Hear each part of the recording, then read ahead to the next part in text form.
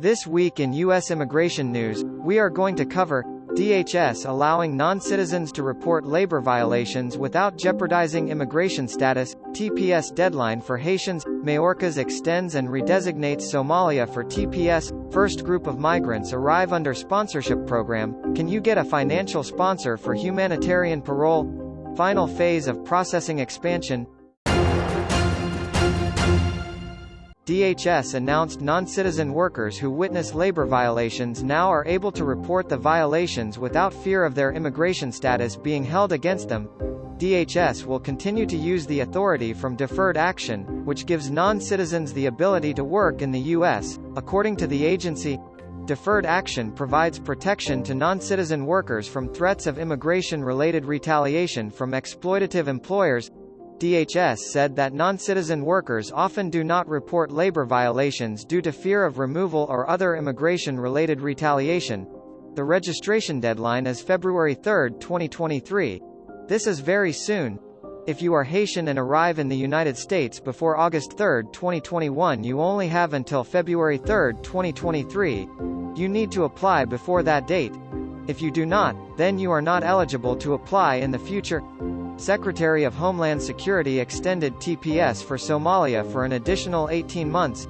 This announcement was made last week, allowing for the redesignation of Somalia, meaning Somali nationals residing in the U.S. as of January 11, 2023 can apply for TPS, so long as they meet all eligibility requirements. The extension and redesignation of Somalia for TPS are due to ongoing armed conflict and extraordinary and temporary conditions that prevent Somali nationals from safely returning to their home country. This extension will allow for approximately 430 current beneficiaries to retain TPS through September 17, 2024, if they continue to meet TPS eligibility requirements. The first group of migrants approved for the new U.S. sponsorship program arrived to the U.S. earlier this week. The Biden administration launched the new program which allows for up to 30,000 Cubans, Haitians, Nicaraguans and Venezuelans with U.S. financial sponsors to be able to fly to the U.S. each month. The first arrivals came to the U.S. on Tuesday, 5 days after the country began accepting applications for the program. More than 600 additional migrants have been vetted and approved to come to the U.S. as of Friday. USCIS has received thousands of applications from prospective sponsors.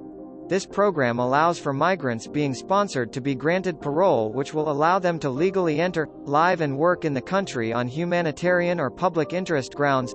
Migrants and asylum seekers hoping to come to the U.S. due to violence in their home countries have found that protections in the U.S. are only accessible to those with money or those who have been able to find someone to financially sponsor them. President Biden recently announced the expansion of humanitarian parole for Cubans, Haitians, Venezuelans, and Nicaraguans, but migrants must apply online, pay airfare, and find a financial sponsor in the U.S. for 2 years to be allowed entry into the country.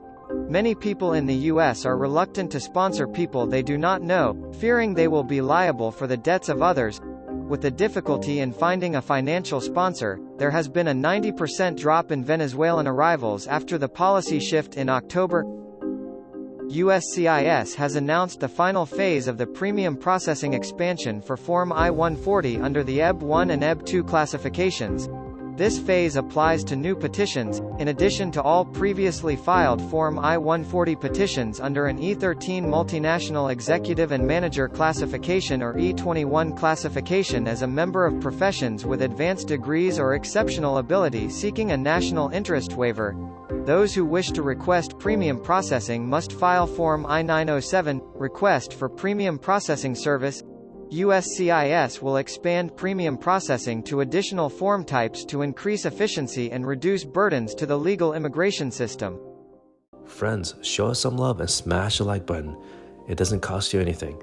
If you have an immigration problem or need a second opinion because you cannot get a hold of your own lawyer, schedule a meeting with our team. Share information with our CARES team and they will help you get scheduled with our legal team. Now here's a secret code to unlock the free 15 minutes.